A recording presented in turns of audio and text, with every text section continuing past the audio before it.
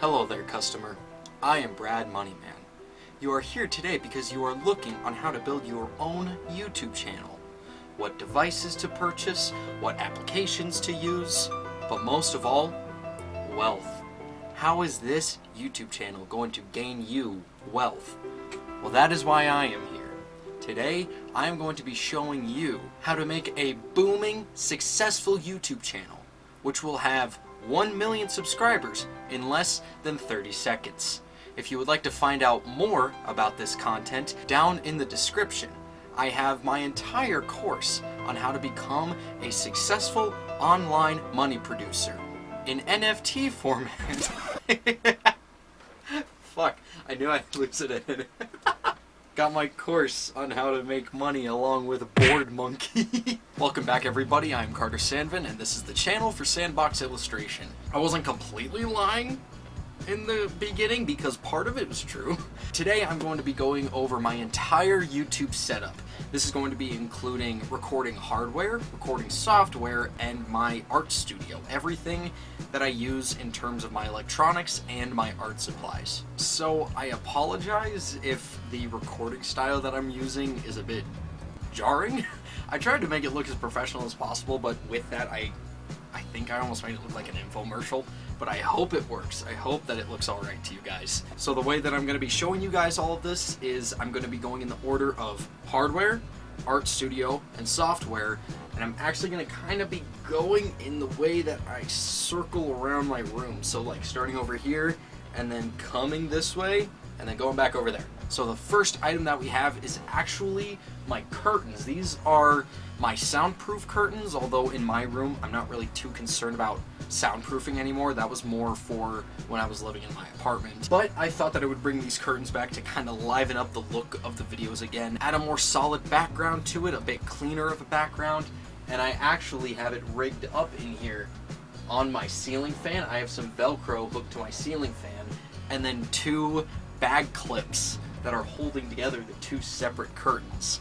It's a cheap man setup, but it's a good setup nonetheless. What is blasting light into my face right over here at the edge of the screen is my simple LED lamp. I just bought this at a Target, I think, and it was literally $5 for the lamp. But the LED emits great light, and just with some tweaking that I did with my camcorder, I can just have the unfiltered light hitting my face and the videos look just fine. So I'm very happy with that. Again, a cheap man setup is always going to be a good setup. Now we're looking at the big mama right here. We are looking at my entire computer setup.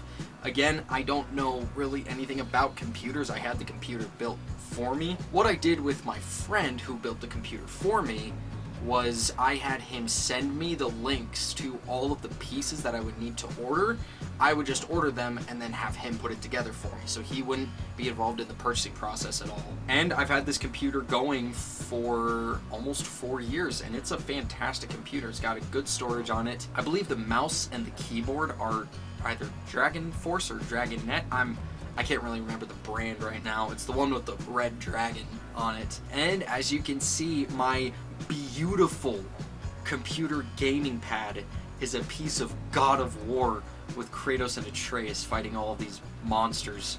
I love my gaming pad so much. Next up, we have my blue Snowball microphone, which I use only for just pure audio recordings. If I'm going to be recording a podcast or voiceovers for Let's Draws, anything where a video isn't attached, that's where I use my blue Snowball. Because, jumping into the next one, I have my webcam, which you guys have seen the quality of it. I'm very happy with the quality, and that actually comes with its own microphone, and I've had this camcorder for almost a year, and it has treated me very well. I am very happy with how it works. It's very simple to work with, nothing wrong with the interface. I am just very pleased with the product. Next up, we have my other camera, which is my Logitech Webcam, which I use to record all of my drawing on physical paper for my Let's Draws, and just going over stuff like books and sketchbooks and journals and stuff like that. It's just got a simple, extendable arm for it to be hooked up to.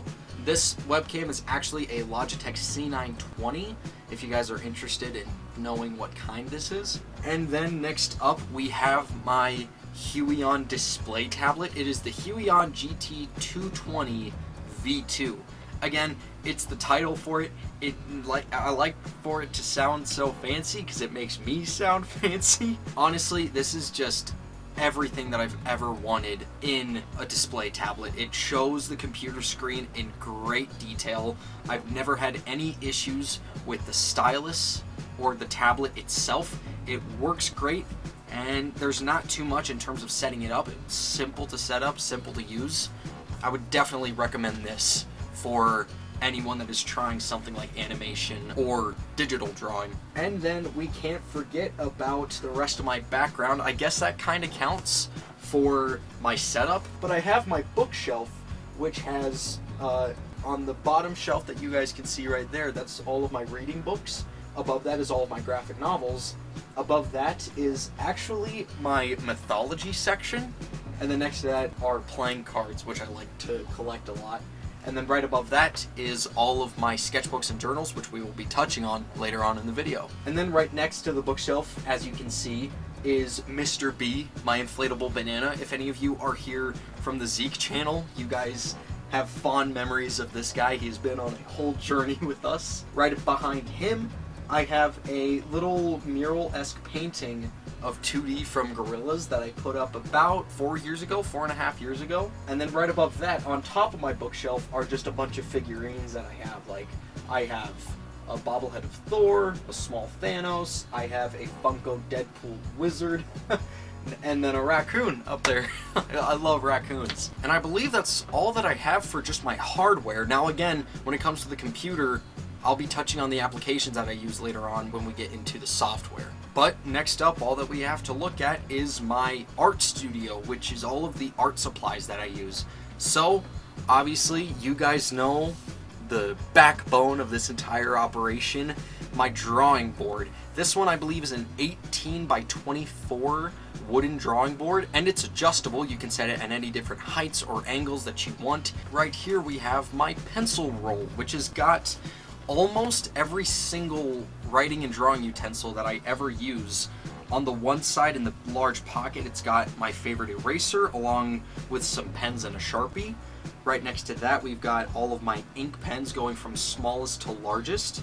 Then we've got my mechanical pencils, got a wooden pencil, a few pens that I like to use for journaling and writing. And actually, Faber-Castell makes my favorite drawing pencils, the ones that go from H to B, I believe that's the range for them. Those are my favorite pencils to draw with when it comes to my sketchbooks. Because in my sketchbooks, I don't like to use mechanical pencils because the fine detail that those can make and the cleaner look, I think, shows up better on a finalized drawing rather than just the rough planning. Speaking of sketchbook, this is my favorite brand of sketchbook, which I mentioned a little bit in my art journey video. It is the Canson Mixed Media XLs. I love the quality of the paper. It's smooth and soft, but it's also thick and durable, so your paper doesn't look too messy, nothing smudges too much, but you can also trust that you're not going to get any tearing of the paper or fading of the paper or wearing away. It's great quality paper in these sketchbooks, and they are quite affordable. They're a pretty cheap brand, and not cheap in terms of quality. Like, the price is fantastic for these. Like, I believe this big one is only like $8. So if you're looking for a high quality sketchbook that is really friendly to your wallet, I would definitely go with the Canson Mixed Media. Then if we just scan a little bit over to the right of me, we have my little office setup. We just have my Deadpool mug that is full of pencils and pens. It's got a bunch of pencils that I can use along with a couple of markers, and it's got some of my favorite ballpoint pen brand, which is actually the Sharpie S Gel pens. I did not know about these until last year, and they are fantastic pens. They are a clean, solid look. They don't bleed too much. They set fast. If you are like journaling at all, like I like to a lot, and you're trying to make a final product within your journal so you want it to look as clean as possible, I highly recommend using the Sharpie S Gel pens. Going off of those, we're going to look at the different types of paper that I use. Just loose leaf paper. I use just standard printer paper, and then Express It blending card. standard printing paper, I just use that for all of my inking for digital drawing. Whenever I'm doing a sketch that I'm not going to physically color, I like to just use that because, again, it's friendly to the wallet and it really does hold up with a quality fine liner, which I use the Faber-Castell and the Micron, mostly those two brands, and I've never had any issues with the ink bleeding through printer paper too much, so that is a really good way to go, I'd say, if you want to try and save some money. Expressive blending card is just a little bit more expensive, but it is really good for Copics. In fact, it was actually designed for Copics. It's thicker but softer, so it's much better for blending. It is a must for using Copics, honestly. There are others that you could use, but they are in no way going to be as good as Expressive Blending Card. Speaking of Copics and Expressive Blending Card, if we look over, we have my entire collection of Copic markers. We have 3 72 packs and 1 36 pack. The 36 pack I actually got as a graduation present from Haley, my girlfriend. I actually have a little bit of a story behind getting my Copic markers. So around the time of March of 2019, I was actually just getting close to graduating high school, and I wanted to update my art. I wanted to upgrade it. I wanted it to have a finer, cleaner medium to it, more professional looking, because before that I was just using colored pencils and it looked a bit amateurish, and so I wanted to update it and I wanted to try and go for markers, but I knew that Copics were like the cream of the crop of markers, meaning that the price was going to go along with that. Part of me really did want to have Copic markers. It was always a dream of mine, but I was like, I'm not at a point right now where I can, so I'll go for a cheaper alternative. In fact, I was actually going to go with Prismacolor markers. By the way, Prismacolor markers aren't bad. This isn't me trashing other marker brands. It's just, if you want to go for the best marker possible on the market, you're going to have to go with Copics. And I knew that I probably wasn't going to be able to do that. At least I didn't think I should. But then I graduated, and of course I was procrastinating buying them because I didn't want to lose all my money. Haley actually gave me my present in private. She didn't have it yet because it didn't show up. But she got me the 36 pack of Copic markers, and I cried when I got them. I was like, this is exactly what I needed. And after I got them and used them, they became crack for me. So much so that within the span of 6 months, I bought the 3 other 72 packs. I bought the A, B, and C. And by the way, there are also D packs and E packs now, and I kind of want to buy those. It's tough because I'm trying to become an adult and trying to pay for more important things and more immediate things, so I can't really do that right now. But I am so happy that I have these markers. I don't use them full time anymore. Those used to be my main medium for making art. That is no longer the case, but I love using them for my own personal drawings that aren't used for YouTube or the business or comics or anything like that. I like to use my Copics because they're fun to use. They're therapeutic, honestly. They are my favorite coloring product now, by far. Other ones definitely have their place. You know, colored pencils have their place. Different markers even have their place. And again, if those ones are going to be a better option for you, please. There are different alcohol brands, there are different marker brands. Definitely check those out if you need to. But if anyone has the money for it, I will recommend nothing other than Copic markers. Then right here, we actually have something that's kind of a cross between my hardware and my art studio, although I don't use it for YouTube videos. But it's actually an LED light pad that I got, I believe, for Christmas a couple years back.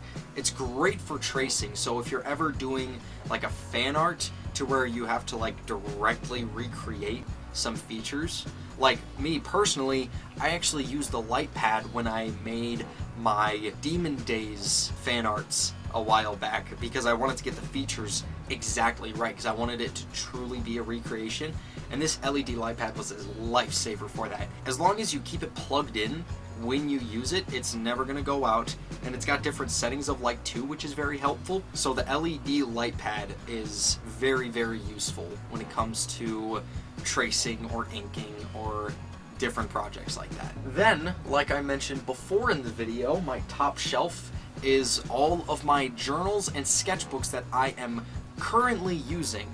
This is all stuff from like personal journals to sketchbooks for comics that I'm going to be making later on. And I actually am going to be making a video soon that is going to be going over that entire top shelf, covering each individual journal or sketchbook. So right now we're going to be going over the software that I use for all of my videos, recording videos, creating videos, blah blah blah. And in fact, I actually want to show off for a second what I am using to show you guys all of my software. I record my screen with Bandicam, so whenever I'm showing a document or I'm drawing on the computer, I use Bandicam to record that, or if I'm reacting to videos, stuff like that. Bandicam is really good. I've had no issues with it except for the one time with my Zeke Was Here video. That one though was not Bandicam's fault, it was my fault because I did record a 5-hour video, so no wonder it crashed. It would have crashed on any software if it was that long, so I can't blame Bandicam. I didn't know how cheap it was either, that it's only like $10 to buy once and then you've got the whole thing. Let's try and keep this in like a fun order to show you guys the order of creating my videos, like what software I use after the previous software to make each of my videos. So when it comes to me coming up with an idea for my videos, I love to use Papyrus Author, which is actually a free typing program, because when I was looking for a typing program, I was too cheap to pay for Microsoft. But I found Papyrus Author, which is completely free, and it works fantastically. It doesn't do everything that Microsoft Word does, but it does everything that you need it to do. You know, it doesn't have every fancy feature, but it's got the necessities, and that's all that I needed out of it. Then right here we have, as you can see, hello there, we have my webcam, which I use to record whenever I'm looking through a sketchbook or I'm drawing a picture. It's actually funny because I've had my beef with it in the past because Logitech had a software which worked fantastically, but then they updated it and they scrapped it and they only had this. And in fact, you couldn't actually get Logitech software, the previous software, on its website anymore. They would not allow you to get it. And so I got Logitech, but it didn't work the first time. I would actually record Facecam for Let's Plays on my Zeke channel with my webcam, so I would use Logitech Capture, and none of the video files were recognized as video files. In fact, they were MP4 files, but whenever I would go put them into an editing software, any kind of editing software, it would not work. And so I had to completely scrap it for a while.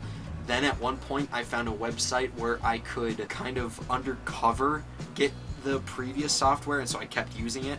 But then that stopped working because I'm pretty sure it was still connected to Logitech servers. So every time that they updated this software, the Logitech Capture, I'm pretty sure that software weakened and weakened and weakened as time went on. So after a while, I just couldn't use that anymore. So I was like, fine, Logitech, you assholes, you win. I'll get your stupid software that isn't going to work. But then I got it, and it worked. I love the interface. It's very clean, very organized. They have a ton more features than they did before, which I'm personally very happy with. That bug that happened at the beginning is completely gone. I'm just guessing that it was something that occurred with it being essentially a brand new software. It was only like a couple weeks old when I got it, and I was a bit too harsh on the software, if we're being fair here. I did go a bit too hard in on them for what happened. I was just angry about the whole thing though. But that anger has passed, and we are now on to peace and tranquility with Logitech Capture. I would love to recommend this to you guys if you have a Logitech webcam yourselves. As you can see, I also have it in the dark mode because I'm just a mysterious person. I've got dark mode on my Logitech with a lo-fi background. I'm just special, guys.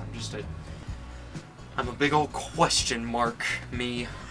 Once all of the recording is done with my webcam and my camcorder, I will go and edit in Wondershare Filmora. This editing software is great to use. I have been using it since 2017, I believe, and I have had no issues with it at all.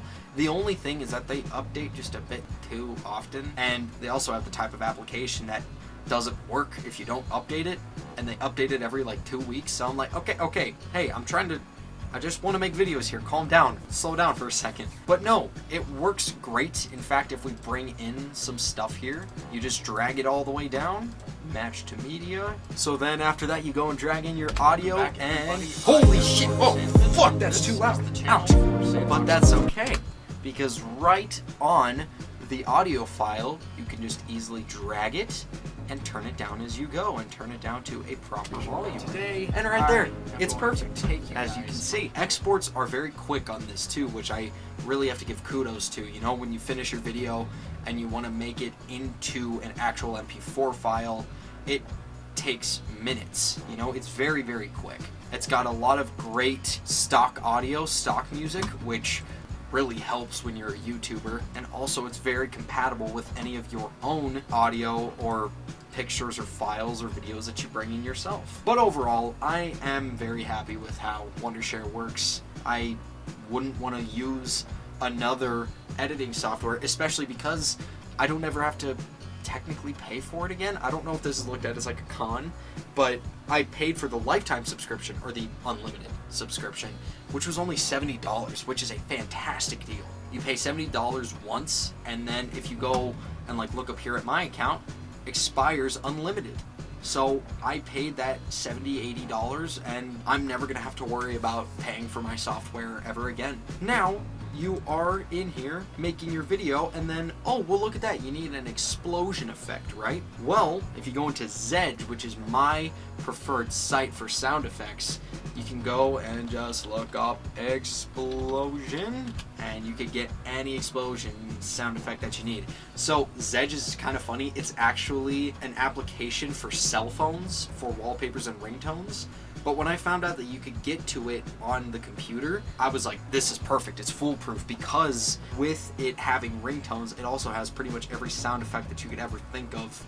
So if I ever need like an explosion or applause or sad music, I can always turn to Zedge for little quick sound effects. If I need something a little bit more, if I need actual songs, other than what Wondershare already has, I actually use Bensound, which has a lot of really good royalty-free music, which again, very important for a YouTuber. And actually, I used Bensound to find what is my outro song, that little punk riff. Bensound has a bunch of music on it. It's a great place to look if you are trying to look for royalty-free music. So, you are done making your video. It's all finished. You're about to upload to YouTube. Wait, but you need a nice picture to go along with it. You don't want one of the ugly ass photos that comes by default on YouTube, where most of the time they just take a random frame of you and you're probably blinking. Like, you don't want that. So you want to make a nice thumbnail for it. Well, I go the expensive route. I do have Photoshop. I have Adobe Photoshop, and I use that for editing all of my thumbnails. If you guys are wondering my process for making thumbnails, and even my process for making my videos, I do plan at some point in the future on making a video that covers my recording and editing process. So, like, it's not so much the same as this where I'm showing off my applications. It's more showing my step-by-step process on making my videos, recording my videos, making my thumbnails, etc. But Photoshop, I don't need to hype it up. It's the magnum opus of photo editing. You guys all know this. There's nothing that I can add to the conversation by talking about Photoshop, like, oh, I like that they have multiple layers, and I like all of the different colors, and I like the magic wand tool. I wouldn't be doing much justice for it, so I'm just gonna say Photoshop, what I use for thumbnails, wouldn't want to change a thing. But I believe that those are all of my applications that I use for YouTube, and in fact, that's everything that I use for YouTube. That was my electronics setup, my art setup, and my computer setup. I'm gonna use this moment as a little braggadocious plug for myself, and I'm gonna tell you guys that in my link tree, I have 3 Amazon lists on there.